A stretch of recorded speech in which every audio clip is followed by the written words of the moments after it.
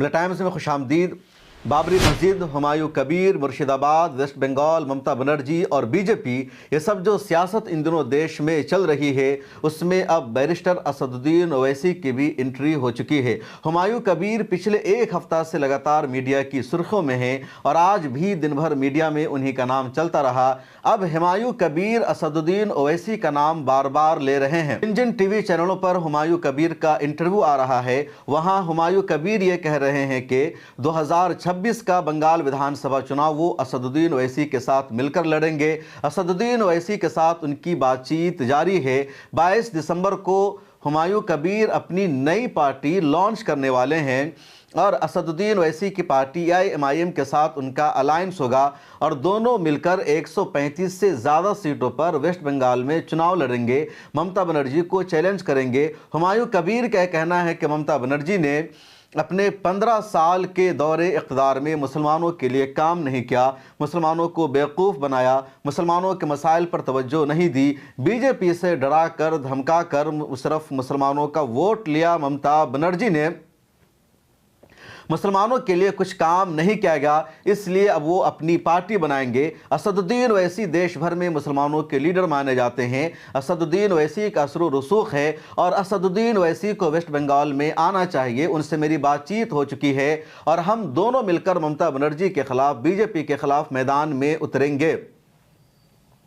हुमायूं कबीर की तरफ से बात अब बार बार कही जा रही है। 6 दिसंबर को हुमायूं कबीर ने बाबरी मस्जिद की मुर्शिदाबाद के बिलडांगा में बुनियाद रखी और उसके बाद जितने चैनलों को उन्होंने इंटरव्यू दिया, हर जगह यही बात कही है। हालांकि बार बार इस बात के रिपीट होने के बावजूद भी अभी तक बैरिस्टर असदुद्दीन ओवैसी की तरफ से कोई रद्द अमल सामने नहीं आया है। उन्होंने कोई जवाब नहीं दिया है, न ही ऑल इंडिया मजलिस इत्तेहादुल मुस्लिमीन की तरफ से कोई रिएक्शन सामने आया है। इस बीच ऑल इंडिया मजलिस इत्तेहादुल मुस्लिमीन के नेशनल स्पोक पर्सन हैं आसिम वक़ार। उन्होंने एक वीडियो जारी करके हुमायूं कबीर के दावा का जवाब ज़रूर दिया है। आसिम वक़ार का ये जो जवाब है, आसिम वक़ार की जो वीडियो है, ये ऑफिशियल AIMIM का जवाब नहीं है। आसिम वक़ार ने खुद ये कहा है, लेकिन उनका कहना यह है कि जो मैं जानता हूं असदुद्दीन ओवैसी को, तो वो यही फैसला कर सकते हैं, इससे आगे नहीं जा सकते हैं। आसिम वक़ार ने क्या कहा है वो मैं आपको आगे बताने वाला हूं। उससे पहले ये जान लीजिए कि NDTV ने खबर शाये की कि हुमायूं कबीर का कहना है कि वो फरवरी के महीने में 1 लाख लोगों के ज़रिए कुरान ख़ानी कराएंगे और उसके बाद बाबरी मस्जिद की तामीर का काम वो शुरू करेंगे। इसके अलावा उनका यह भी कहना है कि जितने लोग कुरान ख़ानी में आएंगे या बाबरी मस्जिद की तामीर शुरू होते वक्त जितने लोग पहुंचेंगे, उन सबको गोश्त चावल खिलाया जाएगा। बंगाल में जो लोग रहते हैं वो चावल ज़्यादा खाते हैं और मछली खाते हैं। अब उन्होंने गोश्त चावल खाने का या खिलाने का ऐलान किया है। कल यानी 6 दिसंबर को जब उन्होंने बाबरी मस्जिद की बुनियाद रखी थी, उस वक्त भी मीडिया में यही खबर चल रही थी कि 40 लाख रुपए के बजट का उन्होंने बिरयानी आने वाले तमाम लोगों को खिलाया। मीडिया का दावा था 3 लाख 4 लाख लोग आए, जबकि 10,000 से ज़्यादा लोग वहां पर नज़र नहीं आ रहे थे। अब आसिम वक़ार साहब ने वीडियो जारी करके कहा कि जहां तक मैं असदुद्दीन ओवैसी को जानता हूं, वो देश को तोड़ने वाले लोगों के साथ नहीं जा सकते हैं, ऐसे लोगों की पार्टी के साथ वो अलायंस नहीं कर सकते हैं। आसिम वक़ार का यह भी कहना है कि हुमायूं कबीर बीजेपी से मिले हुए हैं और वेस्ट बंगाल में बीजेपी के लीडर है शुवेंदु अधिकारी। तो शुवेंदु अधिकारी की कोर टीम के मेंबर हैं हुमायूं कबीर और जो कुछ हुमायूं कबीर वहां कर रहे हैं वो बीजेपी के लिए कर रहे हैं, बीजेपी के इशारे पर कर रहे हैं। अब सुनिए आसिम वक़ार को। जहां तक मेरी इंफॉर्मेशन है उसके हिसाब से हुमायूं कबीर नाम का व्यक्ति शुवेंदु अधिकारी, जो भारतीय जनता पार्टी के बंगाल के सबसे बड़े नेता हैं, उनकी टीम का कोर मेंबर है। और पूरा इंडिया जानता है, पूरा भारत जानता है कि शुवेंदु अधिकारी टीम अमित शाह के कोर मेंबर हैं। पूरे हिंदुस्तान का मुसलमान, एक बात तो तय है कि पूरा मुसलमान कंस्ट्रक्टिव मानसिकता रखता है, डिस्ट्रक्टिव नहीं। देश का मुसलमान कंस्ट्रक्शन करने वाले लोगों के साथ है, डिस्ट्रक्शन करने वाले लोगों के साथ कतई नहीं है। जो देश तोड़ते हैं हम उनके खिलाफ हैं, जो देश बनाते हैं हम उनके साथ हैं। ओवैसी साहब की जितनी मेरी समझ है और जितना मैंने उनको समझा है वो ये है कि पूरे हिंदुस्तान में असद ओवैसी साहब अकेले ऐसे नेता हैं जो कभी भी मोहब्बत, अमन, चैन और एकता के खिलाफ रहने वाले व्यक्तियों का साथ नहीं दे सकते। ओवैसी साहब हमेशा उस व्यक्ति का साथ ले सकते हैं या उसका साथ दे सकते हैं जो एकता के लिए खतरा ना हो, जो मोहब्बत की बात करता हो, अमन की बात करता हो, चैन की बात करता हो। ऐसे व्यक्ति जो देश में मोहब्बत के लिए खतरा हो, मोहब्बत में दरार डालते हो, एकता के लिए खतरा हो, एकता भंग करते हो, अमन चैन खत्म करते हो, डिस्ट्रक्शन की पॉलिटिक्स करते हो, ऐसे लोगों के साथ असद ओवैसी साहब कतई नहीं जाएंगे। और बंगाल का मुसलमान जानता है कि हुमायूं कबीर किसके इशारे पर कितना काम कर रहे हैं और क्यों कर रहे हैं। तो आपने सुना आसिम वक़ार को। हालांकि IMIM के कई ऐसे लीडर्स हैं जो इस बात को मानते हैं कि अगर बाबरी मस्जिद की वहां तामीर हो रही है तो होनी चाहिए, बाबरी मस्जिद की तामीर होना गलत नहीं है। लेकिन आसिम वक़ार ये मान रहे हैं कि हुमायूं कबीर जो बाबरी मस्जिद बना रहे हैं मुर्शिदाबाद में, तो उनका मकसद मस्जिद की तामीर नहीं है या उनका मकसद मुसलमानों के लिए अल्लाह का घर बनाना नहीं है, बल्कि वो BJP के लिए कर रहे हैं, ममता बनर्जी को नुकसान पहुंचाने के लिए कर रहे हैं, BJP को फ़ायदा पहुंचाने के लिए कर रहे हैं। अब आपके जहन में यह सवाल ज़रूर आ रहा होगा कि आखिर हुमायूं कबीर मुर्शिदाबाद में बाबरी मस्जिद बनवा रहे हैं तो इसमें BJP का फ़ायदा क्या है और ममता बनर्जी का नुकसान क्या है। तो उसको आप यूँ तफसील से समझ लीजिए कि जैसे ही हुमायूं कबीर ने ये ऐलान किया कि वो बाबरी मस्जिद बनवाएंगे तो BJP ने फ़ौरन एक नेगेटिव चलाना शुरू किया कि ममता बनर्जी वेस्ट बंगाल में बाबरी मस्जिद बनवा रही है और उसके बनाने का मतलब ये होगा कि हिंदू उनसे नाराज़ हो जाएंगे। उसके बाद यकीनी तौर पर मुसलमान हुमायूं कबीर के साथ जाएंगे, हिमायत बढ़ेगी। अब BJP यहाँ पर एक तीर से दो शिकार करना चाह रही थी। अगर ममता बनर्जी हुमायूं कबीर को पार्टी से नहीं निकालती है, हुमायूं कबीर ममता बनर्जी की पार्टी में बने रहते हैं, तो जितने हिंदू वोट्स हैं उनको ममता बनर्जी से किनारा करने में, ममता बनर्जी से दूर करने में BJP कामयाब हो जाएगी कि देखो हुमायूं कबीर बाबरी मस्जिद बना रहा है और ममता बनर्जी बनवा रही है, सरकार से फंड दिया जा रहा है, हिंदुओं के साथ जुल्म और ज्यादती की इससे बड़ी और वजह क्या हो सकती है। BJP हुकूमत ने, मोदी सरकार ने अयोध्या में बाबरी मस्जिद को नहीं बनने दिया, राम मंदिर वहां पर बना दिया गया, बाबरी मस्जिद के लिए सुप्रीम कोर्ट ने जगह दी, वो हमने नहीं होने दिया। लेकिन ममता बनर्जी बाबरी मस्जिद बनवा रही है तो यकीनी तौर पर मुसलमानों के अलावा जितना वोट होगा वो सब ममता बनर्जी के ख़िलाफ़ चला जाएगा और ममता बनर्जी सिर्फ मुसलमानों के वोट से वेस्ट बंगाल में चुनाव कभी भी जीत नहीं सकती है। और अगर ममता बनर्जी BJP के इन इल्ज़ामात से बचने के लिए, BJP के इस प्रोपेगेंडा को काउंटर करने के लिए हुमायूं कबीर को पार्टी से बाहर का रास्ता दिखा देती है, उसको सपोर्ट नहीं करती है, TMC आकर कहती है कि हुमायूं कबीर को हमने निकाल दिया और हमारा उससे कुछ भी लेना देना नहीं है, तो फिर हुमायूं कबीर को कहा जाएगा तुम अपनी पार्टी बनाओ, तुम मुसलमानों के बीच में जाकर उनका वोट हासिल करो और मुसलमानों को बताओ कि देखो बाबरी मस्जिद की हम तामीर कर रहे थे, अयोध्या में बाबरी मस्जिद बननी थी, वहाँ BJP ने नहीं बनने दिया। अब हम बंगाल में मुर्शिदाबाद में जो मुस्लिम मेजॉरिटी एरिया है वहाँ बाबरी मस्जिद बना रहे थे, तो यहाँ ममता बनर्जी ने बाबरी मस्जिद को बनने से रोक दिया, TMC ने बाबरी मस्जिद को बनने से रोक दिया। इसलिए जिस तरह BJP मुसलमानों की दुश्मन है उसी तरह TMC मुसलमानों की दुश्मन है। और यकीनी तौर पर जब हुमायूं कबीर की तरफ से इस तरह का प्रोपेगेंडा किया जाएगा, इस तरह का नैरेटिव चलाया जाएगा, इस तरह की बातचीत की जाएगी, तो मुसलमान हुमायूं कबीर के साथ आएंगे, मुसलमानों को हुमायूं कबीर में हमदर्दी नजर आएगी, मुसलमान उसको अपना मसीहा समझेंगे। और बाबरी मस्जिद मुसलमानों का जज्बाती मसला है, मुसलमानों का उससे लगाव है। बाबरी मस्जिद के नाम पर हज़ारों मुसलमानों को अपनी जान की कुर्बानी देनी पड़ी है, इसलिए मुसलमान आधे हुमायूं कबीर के साथ आ जाएंगे, आधे ममता बनर्जी के साथ होंगे। और इस तरह चुनाव में वेस्ट बंगाल में मुसलमानों का वोट दो हिस्सों में तकसीम हो जाएगा।